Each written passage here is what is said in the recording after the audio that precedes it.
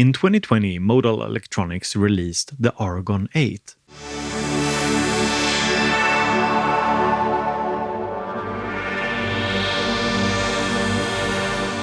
It was a wavetable-based synth with a good keyboard, good build quality, and pretty reasonable price. The sound, however, was on the harsher side.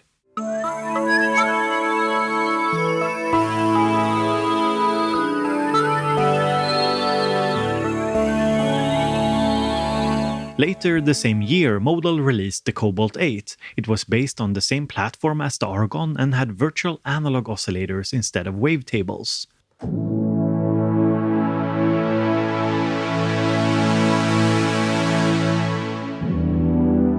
And compared to the Argon8, it had quite a different sound. A sound I think a lot of people actually preferred.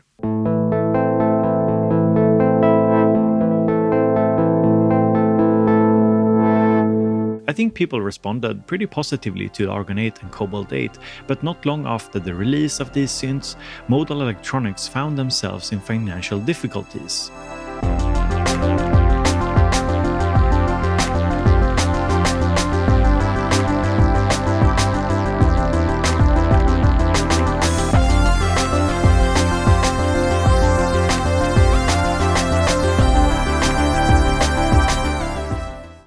For a while, it looked like the company would disappear forever. But in 2023, while undergoing restructuring of the company, they showcased their new synthesizer, the CARBON8.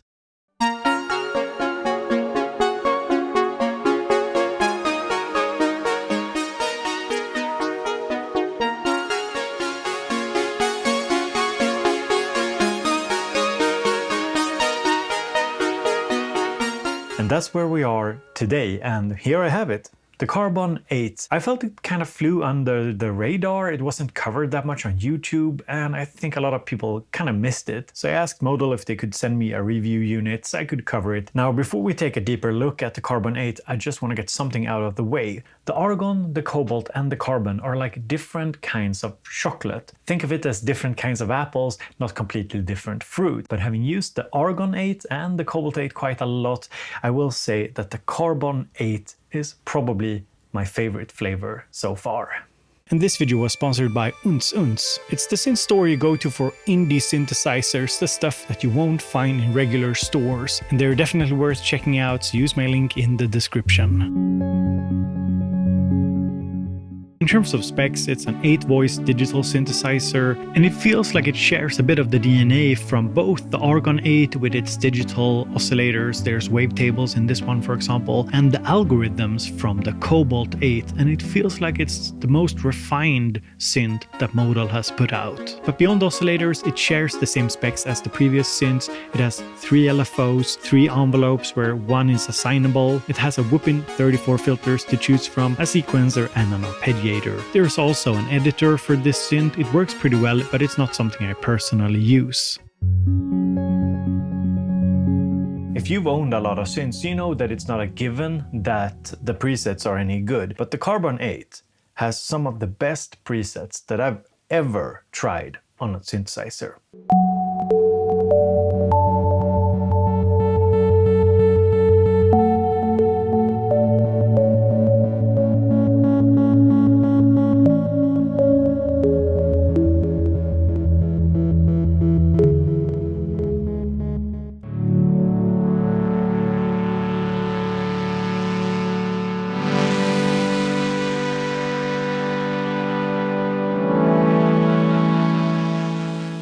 And what I like about the CARBON8 sound is that it can go from this mellow, kind of warm sounding synthesizer to a very digital sounding synth.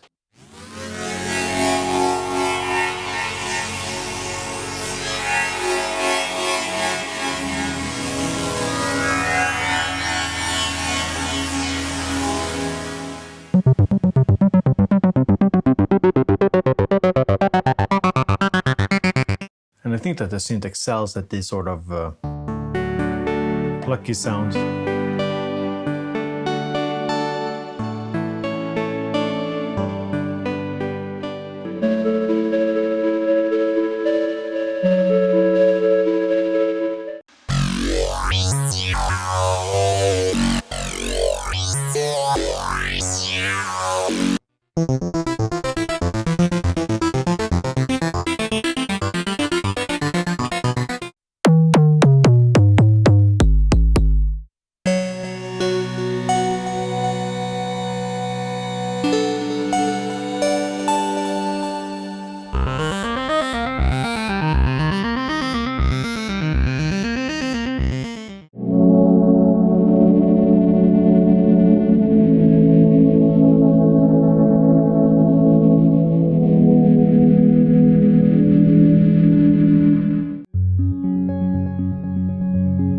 Now, I think we're all a bit curious about the future of modal electronics, so I asked my contact there, Christian Stahl, about the future of the company. And he said, while I can't give you specifics, I can confirm that we are working on new products. And he went on to explain how they don't just want to make synths that are for the hardcore synth crowd, but for all musicians. And I quote Christian here, as for further updates, we will work on bug fixes for the existing product lines of Argon and Cobalt. However, these products are feature complete from the technical perspective, and the DSP resources are pretty much on the upper limits. There is not much room to pack additional features in these instruments. And he adds about the Carbon8. The Carbon8's code is much more refined, and we are in conversations with selected sound designers and modal customers to discuss added features. He ends with the following words. Please don't forget that we are still in the early stages of our new journey, having undergone 18 months of restructuring the brand and company. Before I do a walkthrough of this synth, I just want to touch on the build quality. Now, something that I have critiqued in all my previous videos about the modal synths are the knobs, the actual caps here on the encoders, and they are not to everyone's liking. They don't offer a lot of resistance, they don't have any texture to them, and they sort of feel cheap, which is in stark contrast to the rest of the synth, which is a lot of metal. It's very, very heavy, it's very durable. And I think given that we've had these synths now since 2020, we know for sure that they don't break very easily. So even though the knobs can feel cheap, they are well made. The encoders seem to hold up over time, but I know a lot of people, myself included, don't like the knobs. And this is something that Modal are very well aware of, and I think they're taking that feedback with them into development of future products. More about future products later in today's video. The keypad is the same Fatar keypad as on the Argon and Cobalt, and the keyboard has aftertouch, but not polyphonic aftertouch.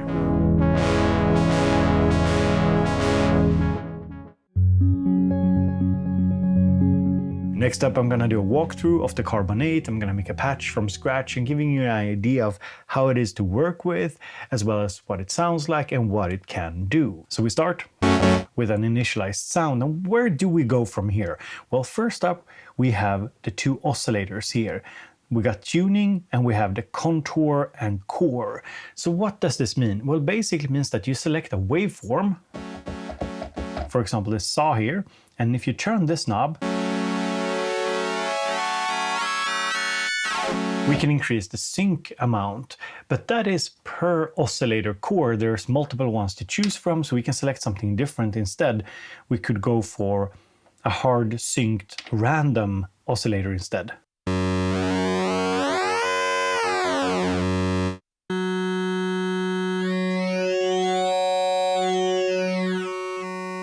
Or one of the wavetable-based oscillators.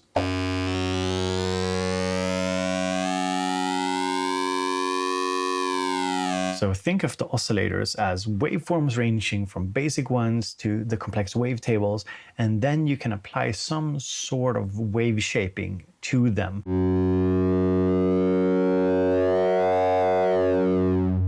So to start making a sound, we can press the LFO1 button here and just slightly modulate it.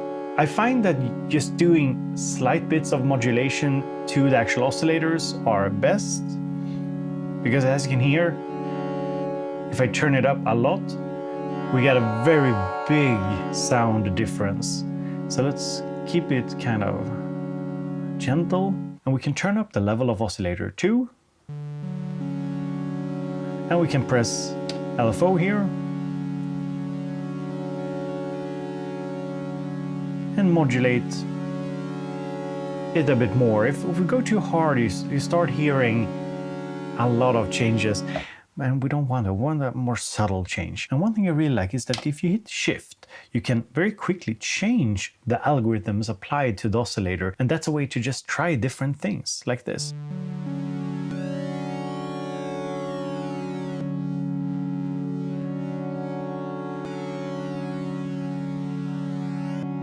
Because when we've applied some modulation to the actual shaping of the wave, it's very nice to be able to just scroll through the different oscillator cores and see if we find something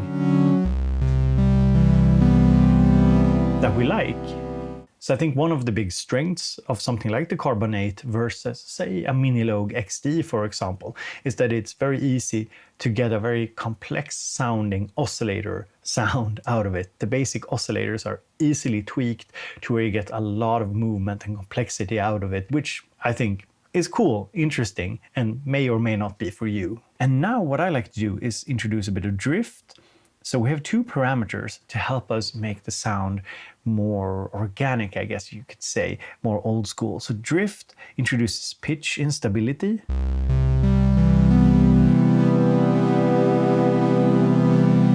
And then we have the vintage parameter, which also affects the pitch. I think it also affects the filter response per note a bit, and maybe also the envelopes. I'm not too sure. So if I turn it up all the way,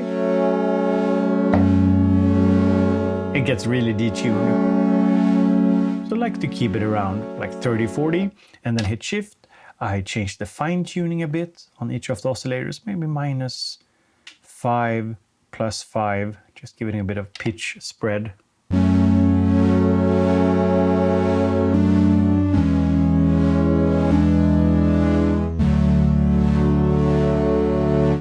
I might want to change the rate of the LFOs, and we have 3 LFOs here. They have rate control, you have shape control, and also the transform, which lets us, if we check it out, transform, basically shift the waveform of the LFO. And I think it's the first of the modal synths in this form factor that has this transform feature. So there's also the width parameter, which is nice, which lets us spread the voices.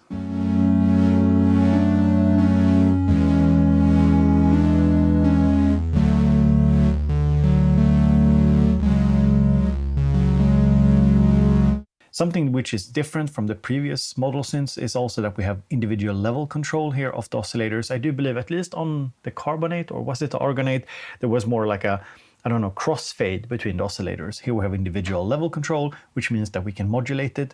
So by hitting shift and pressing here, we have LFO 3, and we can assign it to oscillator level.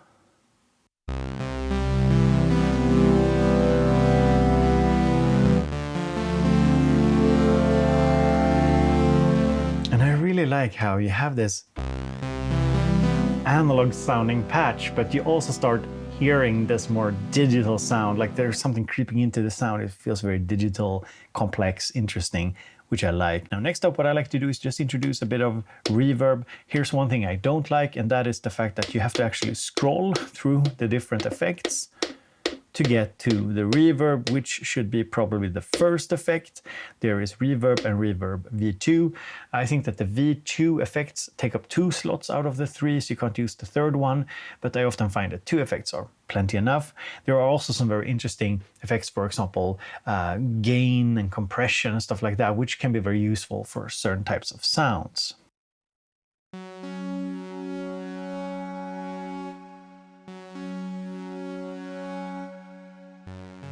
So for this reverb, we have dry wet mix, we have time, we can decrease the brightness, which I like to do, and then if we hit shift, we have access to high pass filter, modulation, and pre-delay. And then we can go to the second slot, and I think we're just going to introduce a little delay here.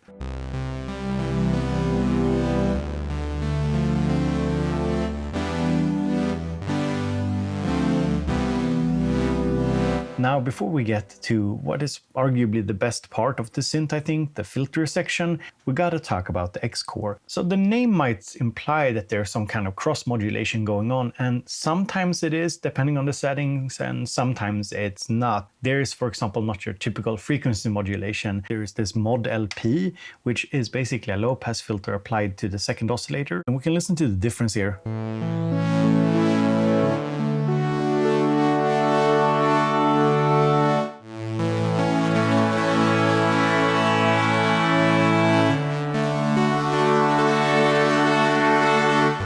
So in short, the X-Mod is just another way of shaping your sound using ring modulation, amplitude modulation, filtering, and other forms of wave shaping. Before I talk about the best thing on the Carbon8, here's a quick word from today's sponsor. OUT is a synth and music gear store that focuses on gear from small manufacturers, the synths that you won't find in the big stores. Say you need a patch bay for your studio, well, they have the DF Audio Mini Bay, which is simply fantastic.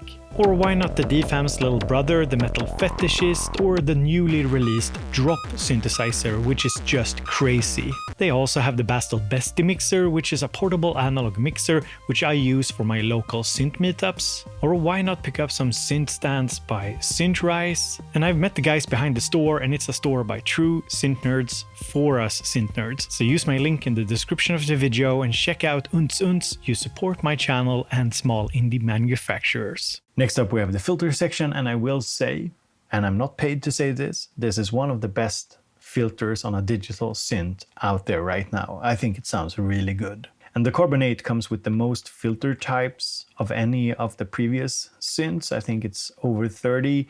And I think that the filter emulations, because it's not an actual analog filter, it's multiple filter emulations in there, they do sound really good.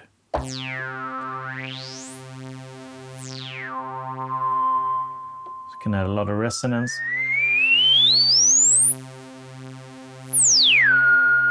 Especially once you start driving the signal.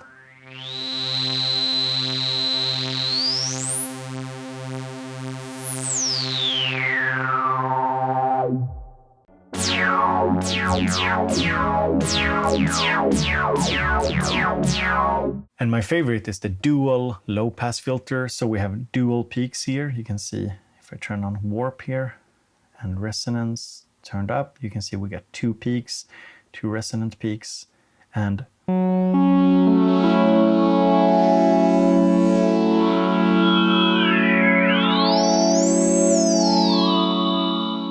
I think this is just a really interesting filter. Because with the dual peaks, you have not just one, but like two sweet spots that you can hit. And so we can use the envelope here. We have three envelopes. We have filter, we have amp, and one assignable. So let's turn on the filter envelope. Okay, I like this. Just a bit of attack.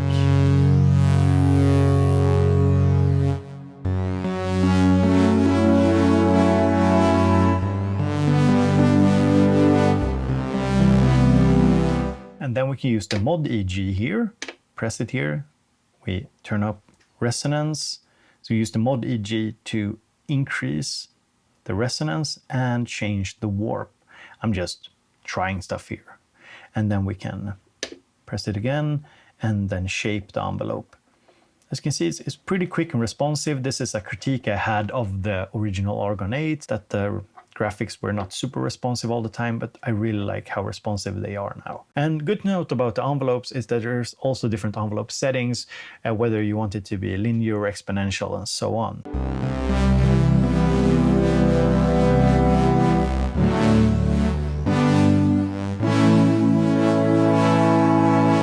One thing I am missing, however, when I'm working with the synth is some way to see what's going on while it's being modulated. So for example, I am currently modulating the filter, but there's no representation of it on the screen here. I can't see what's going on. I can only see what's going on if I turn a knob. The modulation doesn't show what's going on. It's the same when you start modulating the oscillators and so on. You can't really see a representation of what's going on. This is something I would have liked. Of course, I understand it will take more CPU power, but it's something that's so nice to be able to see what's actually going on.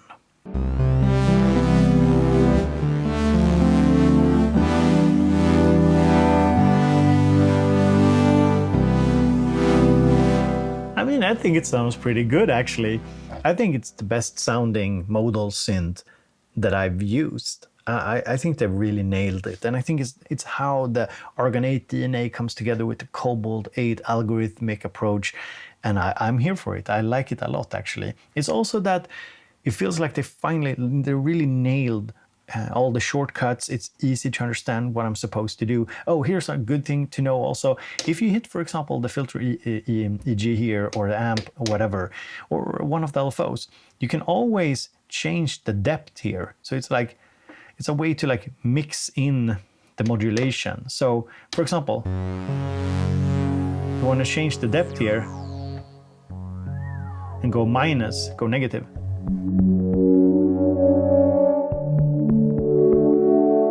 I can do that. I can just dial it in.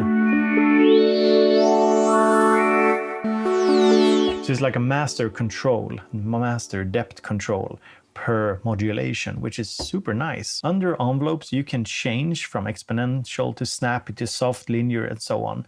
Here I have a problem. Why isn't this being represented on the graphics? So if I change, let's look here. Let's change this. You can see how it looks. And then I go here. And then I change to snappy. It looks the same. I can't see a visual difference, or at least I can't. And that's weird, and that's a problem, because it means you have to keep a lot of things in your mind. And I think with a complex synth like this, you shouldn't have to. You shouldn't have to keep it in your mind. It should be graphically represented on the synth itself. But other than that, I think it's a very easy synth to sound design on, especially if you sort of put the technicalities out of your mind, which I often do. I don't really care what the different cores here are doing.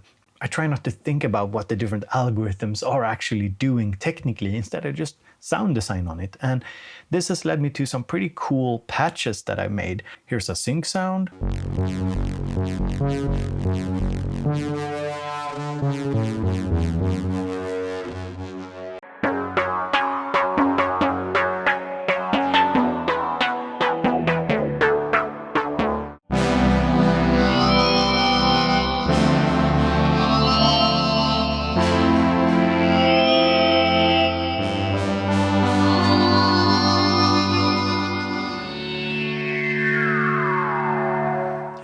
Into very digital territory.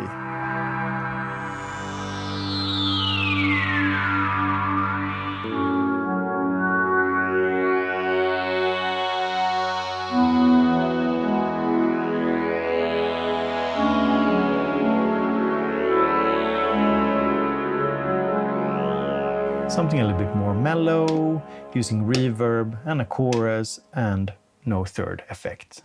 I should also mention that we have different modes here with unison. You can do chords, you can do mono sounds. There's also this XY little joystick here, which is kind of nice, but it's nothing. It's just a joystick.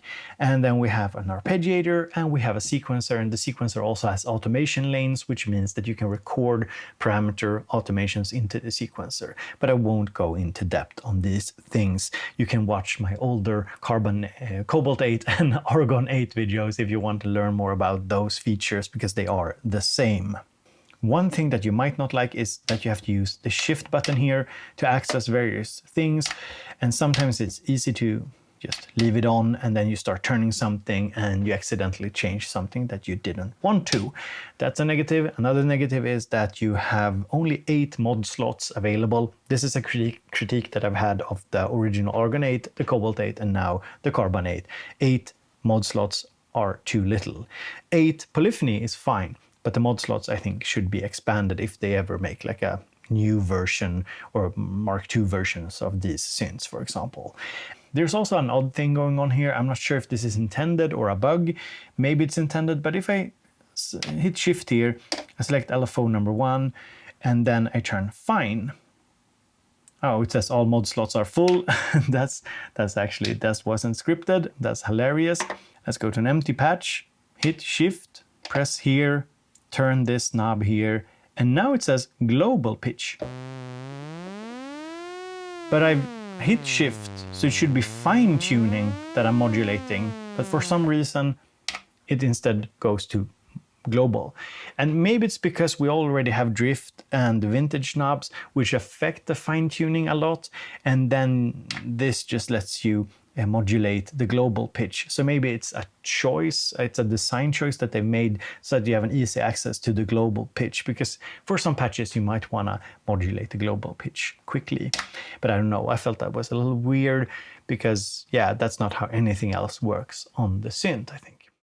So I suppose I should be ending the video with some critical thoughts. Just to summarize, if you didn't watch all of the video, one of my main complaints is just that the graphics doesn't really represent what's going on when you are changing an oscillator or modulating an oscillator. I would have loved to actually have a visual representation of it. When you're changing the type of envelope, it would have been nice to have that visually represented as well. I also think that the 8 mod slots available are too few. You often end up running out, especially if you are using the joystick a lot, and I feel like the X-Core could be expanded upon with future firmware updates. I know that my contact said that they could add more stuff with future firmware to the Carbon8, so I think the X-Core, maybe some kind of classic frequency modulation between the two oscillators. A lot of stuff that's there at the moment is kind of the subtle stuff, like ring mod and amplitude modulation. They're usually pretty subtle effects. But other than that, I think it's a pretty good synth. It's a good digital synthesizer if that's what you're looking for. It's probably the best in their lineup currently. I feel they've learned a lot from the development of the Argon and the Cobalt, and now you have a nice mix between the two. It's probably the one I like the most. However, it is not very cheap. It's around 1,000 euros. Of course, prices are going up, so a lot of the competition is pricier as well. And if I were to compare it or contrast it against two other digital synths, I would look at the Korg Multipoly as an option. It's more VA focused, more analog sound focused, but can do some really like complex digital sounding sounds as well. It also has 4 parts, so you can use it multi-timbrally. And there's also the HydraSynth. It has an even nicer build, I think, than the Cobalt. The Cobalt have the better keyboard though, and the Hydra is a little bit more expensive unless you're getting the smaller version.